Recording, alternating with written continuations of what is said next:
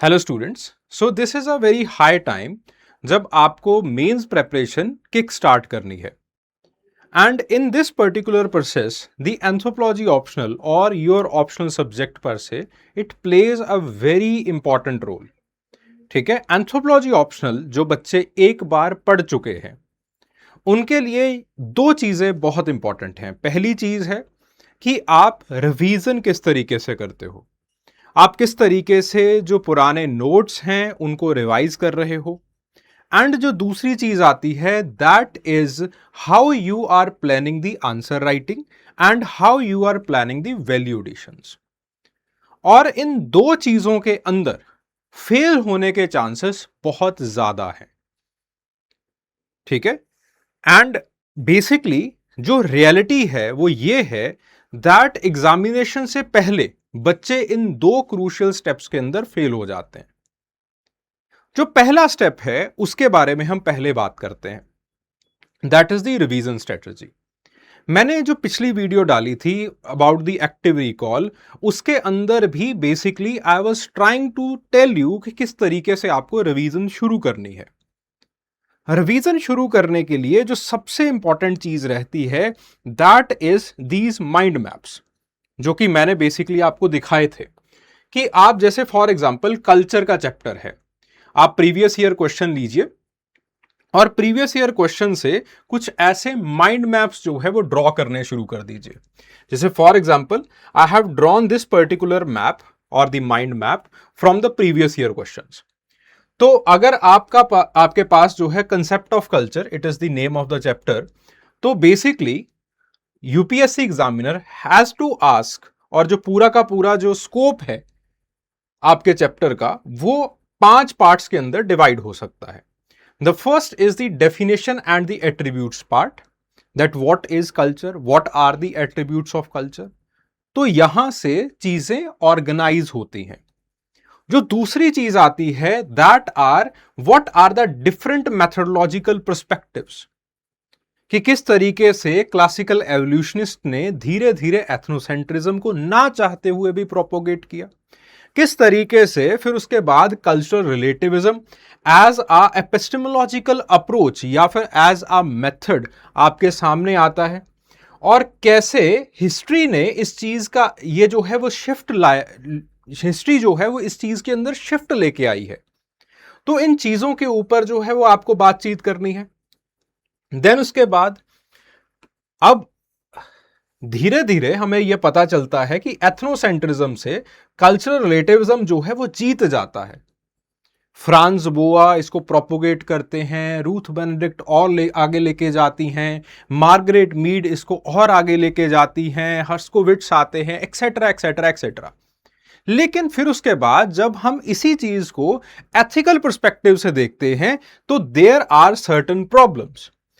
बहुत बार cultural relativism एक पॉलिटिकल वैक्यूम क्रिएट कर देता है, and that particular political vacuum it is used by certain elite groups to violate the human rights. ठीक है, तो क्या हमें यूनिवर्सलिज्म के पीछे भाग जाना चाहिए अभी? तो क्या वो सही होगा? तो इसके ऊपर, इस डिबेट के ऊपर आपको मंथन या फिर इसके ऊपर आपको चिंतन करना है. ठीक है, फिर उसके बाद जो अगली चीज आती है that is the structure and the organisation. Structure and the organisation of what?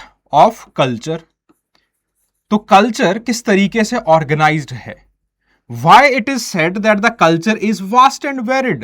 Because there are n number of institutions, there are n number of associations, there are n number of rules, there are n number of the social structures जो कि आपके पास जो है वो culture से बनता है. और सबसे इंपॉर्टेंटली अगर आप जो है वो मटेरियल कल्चर की बात करोगे तो वास्टनेस आपको और ज्यादा बड़ी दिखाई देती है. ठीक है, तो बेसिकली आपके पास the components of culture they are very vast and varied. Then उसके बाद बात आती है the material and the non material culture.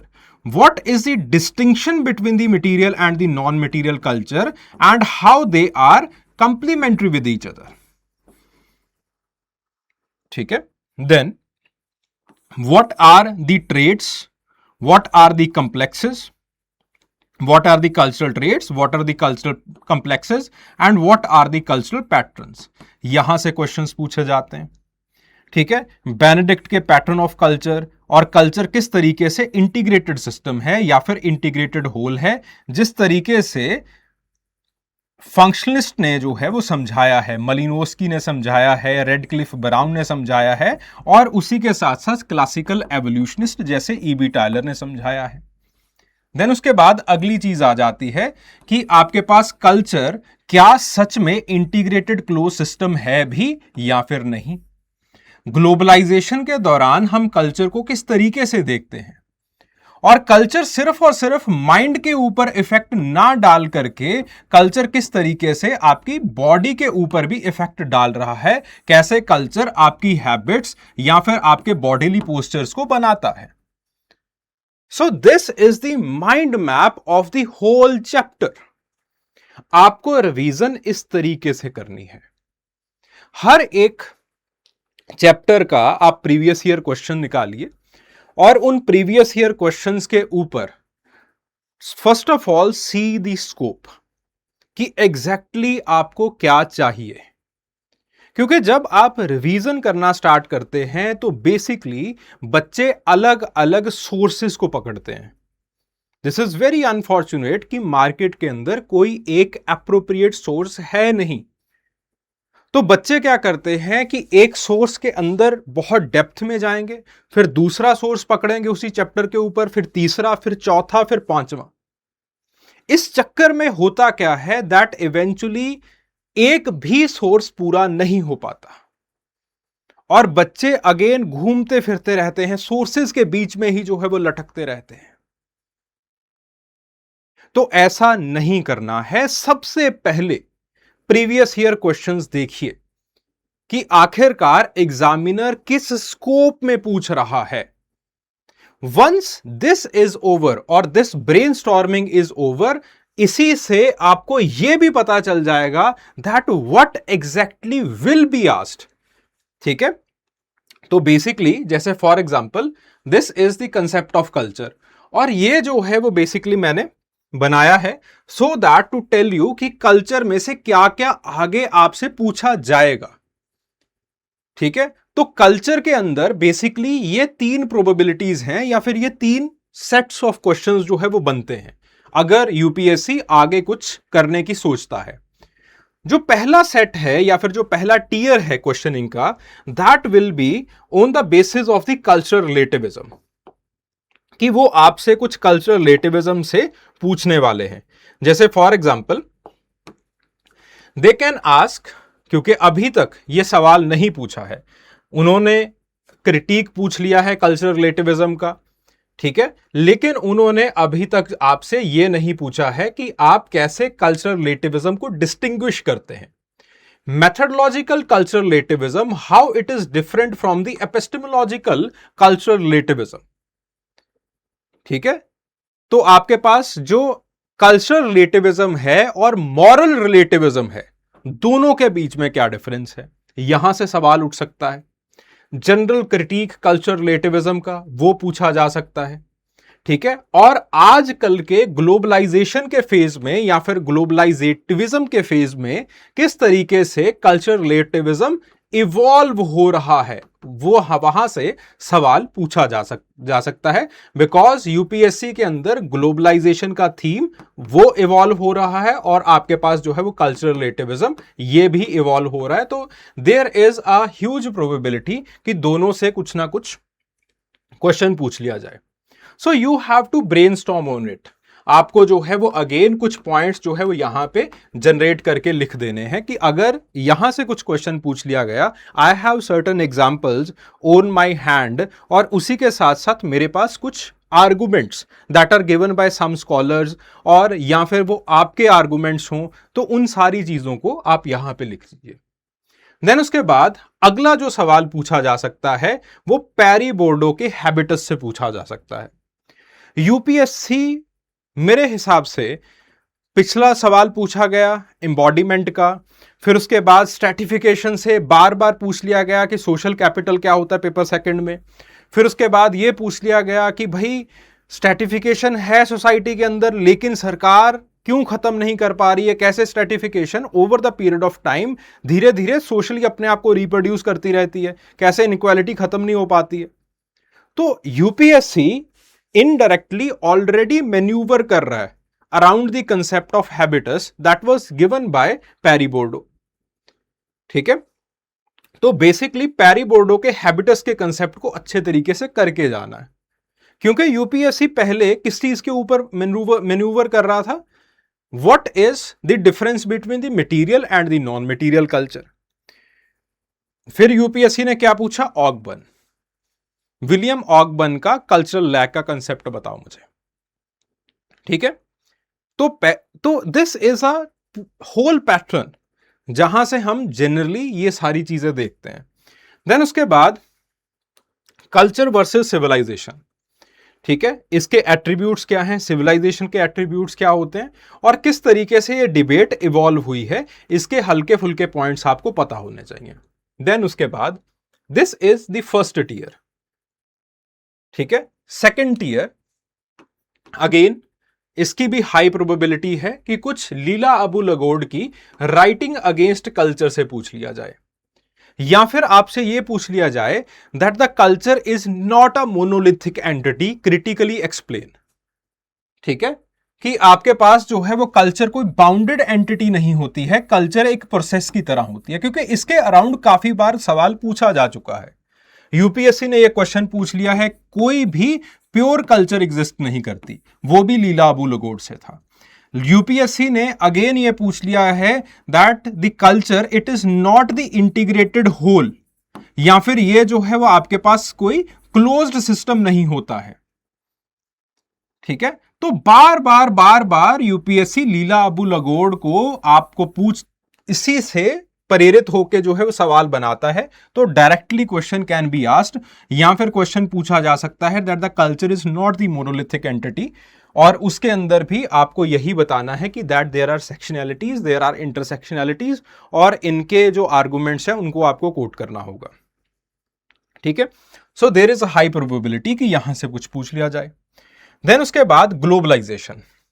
Globalisation से ऑलरेडी सवाल आ चुका है, but the question was from Arjun Upadhyay.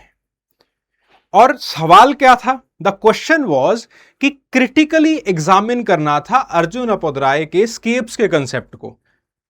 ठीक है, कि अर्जुन उपाध्याय कल्चरल इकोनॉमी को किस तरीके से बता रहा है, उस चीज को क्रिटिकल एग्जामिन करना था आपको। अब क्रिटिकल एग्जामिनेशन के अंदर आप हनेस का, रॉबर्टसन का जो ग्लोबलाइजेशन के प्रोसेसेस हैं वो लिखते हैं। जैसे फॉर एग्जांपल हनेस का जो कंसेप्ट था दैट वाज ग्रियोलाइजेशन, रॉबर्टसन का ग्लोकलाइजेशन। ठीक है, ये कंसेप्ट्स जो है वो आपको अंदाजा होना चाहिए, क्योंकि दोनों कंसेप्ट्स आपके पास they were the critical examination of the Arjun Upadhyay. ठीक है, अर्जुन उपाध्याय का दोबारा फिर से 5 स्केप थ्योरी वो रिटर्न हो सकता है। ठीक है, and then there are simple दो हैं कि मॉस के टेक्निक ऑफ बॉडी से सवाल पूछा जा सकता है, क्योंकि कल्चर एम्बॉडीमेंट ऑलरेडी पूछा जा चुका है, या फिर आपके पास जो है वो अगेन किस तरीके से प्राइमेटोलॉजिस्ट इस चीज को मना करते हैं कि भाई कल्चर जो है it is not only the human entity. ठीक है, तो वहां फिर से इस चीज को रिट्रेट किया जा सकता है। फिर उसके बाद और क्या क्या पूछा जा सकता है, enculturation acculturation what is the difference between two, this can be asked. ठीक है, एक हल्का सा एक कंपैरेटिव नोट जो है वो आप थोड़ा बहुत प्रिपेयर कर लीजिए। देन उसके बाद the concept of super organic. अभी तक concept of super organic basically it was asked from क्रोबर, लेकिन अभी हो सकता है कि धीरे धीरे ये लेस्ली वाइट का सुपर ऑर्गेनिक का कंसेप्ट क्या है, या फिर लेस्ली वाइट ने सिंबोलिज्म या फिर सिंबोलाइजिंग किस तरीके से बताई थी, समझाई थी, वहां से कुछ सवाल पूछ लें। ठीक है, ऑगबर्न का कल्चरल लैग का कंसेप्ट ये दोबारा फिर से रिट्रीट हो सकता है, और फिर उसके बाद क्लिफर्ड गिट्स ने कल्चर का किस तरीके से कल्चर का जो सिंबोलिज्म है उसको समझाया है। तो ultimately these things are very much predictable. ठीक है, तो जैसे आप प्रीवियस ईयर क्वेश्चंस को देखते हो, प्रीवियस ईयर क्वेश्चंस को अगेन आप अच्छे तरीके से सिंथेसाइज या फिर उनको आप अच्छे तरीके से समझने की कोशिश करोगे, तो धीरे धीरे धीरे धीरे ये सारी चीजें जो है वो आपको दिखनी शुरू हो जाती हैं। ठीक है, अभी आप प्रीलिम्स के मोड में हो, दिमाग इतना ज्यादा एनालिटिकल बिहेवियर के ऊपर नहीं आ चुका होता कि ये सारी चीजें आपको दिखें। ठीक है, बहुत सारे बच्चों को जो है वो ये चीजें अब्सर्ड लग रही होंगी कि कैसे प्रोडिक्ट कर सकते हैं या फिर ऐसी चीजें कि किस तरीके से हो सकती हैं, बट ये प्रीलिमिनरी एग्जामिनेशन नहीं है। आप पिछले प्रीवियस ईयर क्वेश्चंस देखिए, जो क्वेश्चंस पुरम सोसाइटी का था या फिर जो बच्चों ने कहा कि ये कहां से पूछ लिया, that was asked from the alliance theory. जो कल्चर अगेन जो सवाल इसमें से पूछा गया था कि जो मैरिज है वो किस तरीके से सोशल रिप्रोडक्शन करती है, so that was again very much expected, क्योंकि हम धीरे धीरे इस चीज को देख रहे थे कि वो डिसेंट थ्योरी के क्रिटिसिज्म से सवाल पूछ रहे हैं। ठीक है, तो अलायंस थ्योरी के ऊपर शिफ्ट होना पड़ना था, और अलायंस के बाद हमें जो ये स्ट्रक्चरल फंक्शनलिस्ट थ्योरीज हैं, that were the predecessors of the Claude Levi Strauss etcetera, तो उन थ्योरीज के ऊपर आपको शिफ्ट होना पड़ना था। ठीक है, सो फिर उसके बाद there were certain questions on the Barker hypothesis. ठीक है, so that was the critical evaluation of the thrifty genotype. तो थ्रिफ्टी जीनोटाइप ऑलरेडी पूछा जा चुका था। तो उसी तरीके से फिर आप इन चीजों को आप समझा सकते हैं, इन चीजों को आप समझ पाएंगे कि अगर हनेस से क्वेश्चन पूछ लिया गया या फिर रॉबर्टसन से क्वेश्चन पूछ लिया गया, व्हाई दे आर आस्क्ड। ठीक है, और ये पूछे जाएंगे क्योंकि ऑलरेडी अर्जुन उपाध्याय का क्रिटिकल एवेल्युएशन पूछ लिया है, तो उस क्रिटिकल एवेल्युएशन में से अब राइट अ शॉर्ट नोट वो पूछेंगे।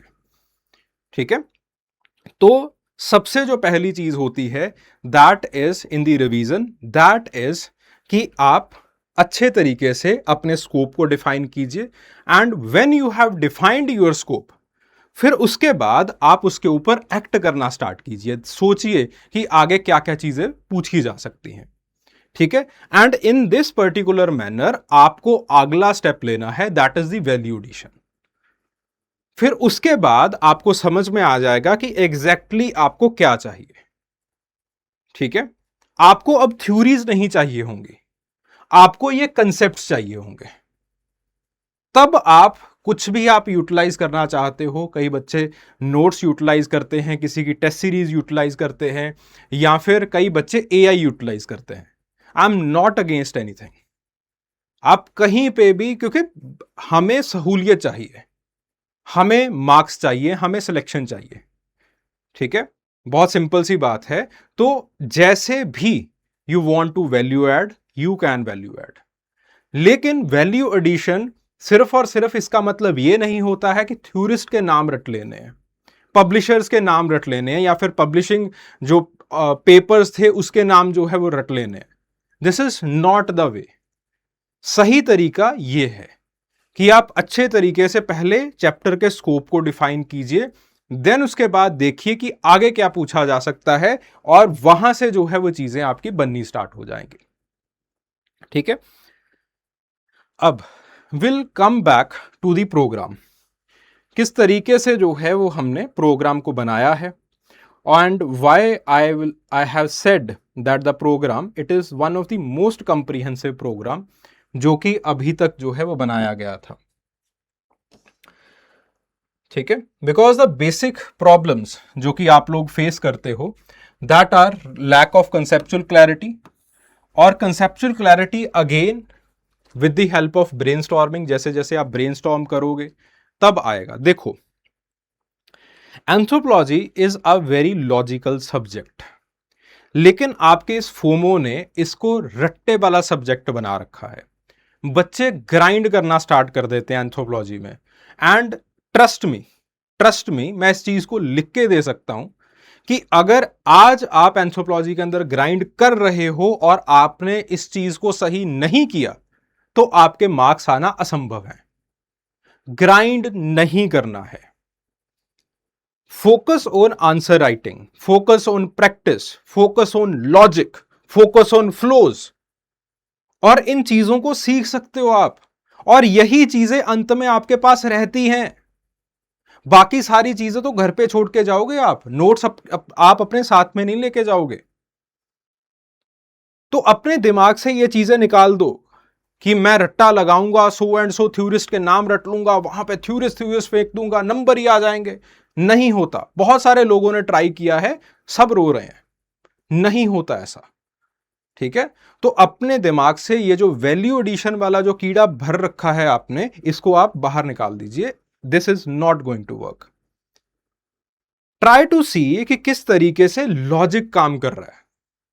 ठीक है, तो जब भी आप कंसेप्चुअल क्लैरिटी की बात करते हैं, तो कोई भी कंसेप्ट है, जैसे फॉर एग्जांपल आपके पास जो है वो अभी हमने कल्चर का चैप्टर किया, तो कल्चर के अंदर स्पेसिफिकली मैंने बताया that what is the logical flow. तो जैसे फॉर एग्जांपल उसके अंदर कंसेप्ट है द सुपर ऑर्गेनिक कल्चर, तो सुपर ऑर्गेनिक कल्चर का एक लॉजिक फ्लो है। लॉजिक फ्लो क्या है कि सुपर ऑर्गेनिक कल्चर को सबसे पहले अल्फ्रेड क्रोबर समझाते हैं। अल्फ्रेड क्रोबर कहते हैं कि कल्चर भैया सुपर ऑर्गेनिक है। क्यों? क्योंकि कल्चर के अंदर जो चेंज है वो ज्यादा नहीं होता। फिर उसके बाद कल्चर जो है वो सोसाइटी के रिलेशंस को बहुत बार डिक्टेट करती है। फिर उसके बाद वो कहते हैं दैट इवेंचुअली जो कल्चर है इट इज अडेप्टेबल, कि धीरे धीरे धीरे धीरे जब आपके पास डिफ्यूज होती है तो आगे चल के जो है वो लोग उसको जो है वो अडेप्ट करते हैं। Then the culture is superseding, कि आपके पास सोसाइटी के अंदर बनाने वाला, कल्चर को बनाने वाला व्यक्ति जो है वो खुद मर जाता है, लेकिन आपके पास कल्चर जो है वो आगे उसको सुपरसीड कर जाती है, हमेशा के लिए रहती है या फिर लंबे समय तक रहती है। तो इस तरीके से कल्चर को सुपर ऑर्गेनिक बताया जाता है। ये जो है वो अल्फ्रेड क्रोबर हैं। अल्फ्रेड क्रोबर के बाद देयर आर पीपल जो कि उसके अगेंस्ट भी आ जाते हैं, उसके जो है वो उसको उसके फेवर में भी होते हैं। जैसे फॉर एग्जांपल रेडक्लिफ ब्राउन है। ठीक है, तो Radcliffe Brown basically again distinction बनाते हैं on the culture and society, और बनाने का, उस डिस्टिंक्शन बनाने का तरीका बिल्कुल अल्फ्रेड क्रोबर वाला है। ठीक है, so that is Radcliffe Brown. ठीक है, इसको समझिए। And then we have the White. तो व्हाइट अगेन अपनी एनर्जी थ्योरी के अंदर या फिर सिंबलाइजिंग जब वो कंसेप्ट देते हैं तो उसके अंदर दोबारा फिर से अल्फ्रेड क्रोबर के कंसेप्ट्स को एक तरीके से रिट्रीट करते हैं। सो this is the logical flow. इसके अंदर मैंने कोई पर्चे का नाम नहीं बताया है, इसके अंदर मैंने स्ट्रक्चर बताया है, लॉजिक बताया है कि अल्फ्रेड क्रोबर ने ऐसा क्यों कहा, रेडक्लिफ ब्राउन ऐसा क्यों मानते थे। जब आप इन चीजों को करेंगे तब चीजें आपको याद होती हैं। रट्टा लगाने से सिर्फ और सिर्फ आप उल्लू बनते हो, आप उन चीजों को रिप्रोड्यूस नहीं कर पाओगे। अब लेट से अल्फ्रेड क्रोबर के ये 4 पॉइंट्स ना लिखे, आपने 2 पॉइंट्स भी लिख दिए, they are more than sufficient. हमें यह पता होता है कि आपके ऊपर क्या बीत रही है एग्जामिनेशन के टाइम के ऊपर। तो अगर आपने एक स्ट्रक्चर बनाया है, फ्लो बनाया है, चारों के चारों पॉइंट्स नहीं लिखे, सिर्फ 2 पॉइंट्स लिखे हैं, ठीक है भैया, कोई बात नहीं। ओके, तो सबसे पहली जो है वो चीज ये आती है। The second thing, it is the evolving nature of paper. ठीक है, तो प्रीवियस ईयर क्वेश्चन का इन डेप्थ एनालिसिस कीजिए, वहां से आपको समझ में आ जाएगा कि ये इवॉल्व कैसे हो रहा है। देन उसके बाद वैल्यू एडिशंस, अगेन आप वहीं से कुछ कंटेम्प्रेरी केस स्टडीज हैं या फिर कुछ जो है वो ऑथर्स के व्यूज वगैरह हैं, आप बेसिकली उसी से डिडक्ट कर सकते हो कि what exactly is needed. And then to enhance the answer writing skills you have to write daily. रोज लिखना पड़ेगा, और रोज आपको एक मेंटर की जरूरत पड़ती है जो कि उसको एवेल्युएट करे, जो कि आपको इवेंचुअली बताता रहे कि exactly what is needed now. ठीक है, देन उसके बाद आपके पास टाइमली फीडबैक, और धीरे धीरे धीरे धीरे रेगुलरली अगर फीडबैक मिलता रहे तभी जो है वो आपका एक मनोबल बना रहता है, एंड इवेंचुअली आप आगे बढ़ते रहते हो। ठीक है, so basically this is the whole structure. और इन्हीं चीजों को पूरा करने के लिए हमने ये पर्टिकुलर प्रोग्राम जो है वो बनाया है। In this particular programme basically जो सेशन रहेगा उसको हमने ऐसे डिवाइड किया है that there will be three component of this particular session. The first component, it is going to be regarding the brainstorming of the concepts. ठीक है, इसके अंदर स्पेसिफिकली मैं आपके मुंह पे कोई मटेरियल नहीं मारूंगा कि दिस इज द मटेरियल, जाओ रिवाइज कर लो, बल्कि इतना ज्यादा हो गया कि बच्चा रोने लग गया, ऐसा नहीं होगा। ब्रेनस्टॉर्मिंग होगी, लॉजिक समझाया जाएगा कि कंसेप्ट क्या है और उसके बाद उस कंसेप्ट को ऐसा क्यों बताया इन लोगों ने, या फिर उसके अंदर जो है वो ऐसे ऐसे स्कॉलर्स ने कैसे कैसे जो है वो चीजों को बताया है। ठीक है, तो पहली जो है वो चीज ये है that in any chapter there are limited number of concepts, उनको अच्छे तरीके से समझाया जाएगा। ठीक है, this will be the first half और the first part of the session. The second half or the second part of the session, it will be dedicated towards the live answer writing. Live answer writing. In this particular live answer writing sessions, basically मैं questions लूंगा.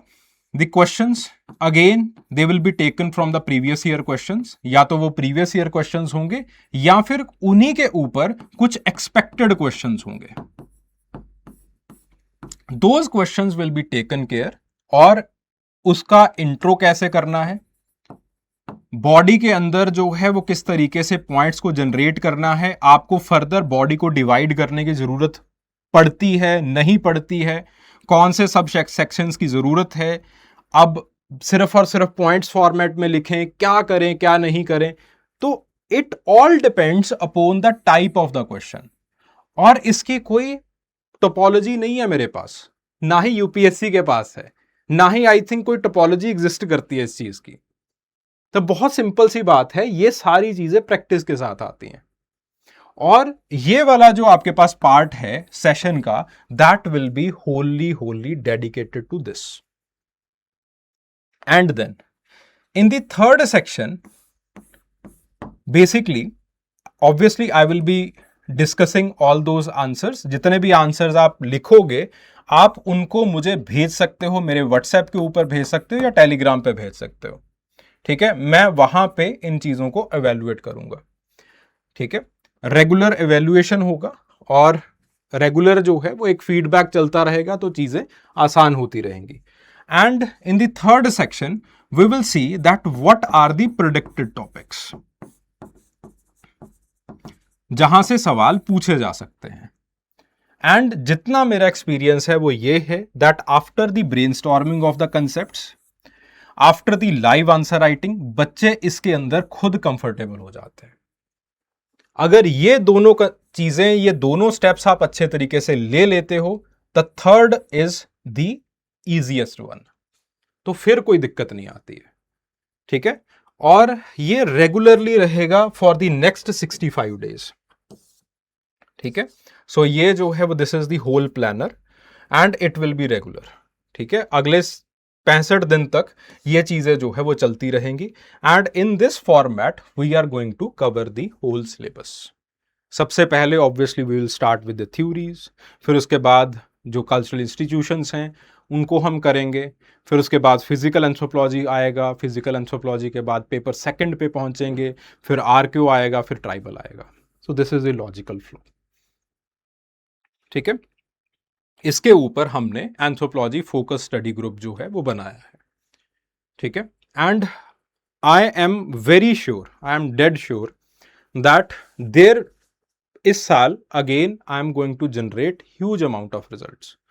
ठीक है, जो percentage होगा results का वो जो है वो काफी अच्छा होगा। जैसे फॉर एग्जांपल पिछले साल मैंने कोई प्रोग्राम लॉन्च नहीं किया था, उसके पिछले साल मेरे पास 25 बच्चे थे, 25 बच्चों में से 15 बच्चों का सिलेक्शन है। उससे पिछले साल बेसिकली मेरे पास जो है वो आई थिंक सॉरी उससे पिछले साल जो था दैट वाज दी 25 बच्चे थे, उसके अंदर जो है वो आपके पास जो है 15 बच्चों का सिलेक्शन था। उसके अगले साल जब आपके पास ये रैंक 64 और ये सब लोग जो है वो जिसमें थे, शोभम शुक्ला वगैरह ये सब लोग थे, so in that particular group I had 35 students और उसमें से जो है वो 17 बच्चों का सिलेक्शन था। सो इस साल मैं इस रेशो को इंक्रीज करने वाला हूँ। नंबर ऑफ सिलेक्शंस वगैरह वो होती रहती हैं, but the success of a particular teacher it Holi depends upon this ratio. ठीक है, मेरा मानना यह है कि अगर मेरे पास 30 बच्चे आए तो उसमें से कम जो है वो 50 से 40% बच्चों का सिलेक्शन होना चाहिए, तभी मैं क्वालिफाई करता हूं एज अ टीचर, नहीं तो कोई फायदा नहीं है। ठीक है, तो basically this is the structure that I have formed. ठीक है, वैल्यू एडिशन उतना ही कीजिए जितना रिक्वायर्ड है, अच्छे तरीके से रिवाइज कीजिए। ठीक है, अच्छे तरीके से रिवाइज करने का मतलब है प्रीवियस ईयर क्वेश्चंस को देख के रिवाइज करना। Thank you very much.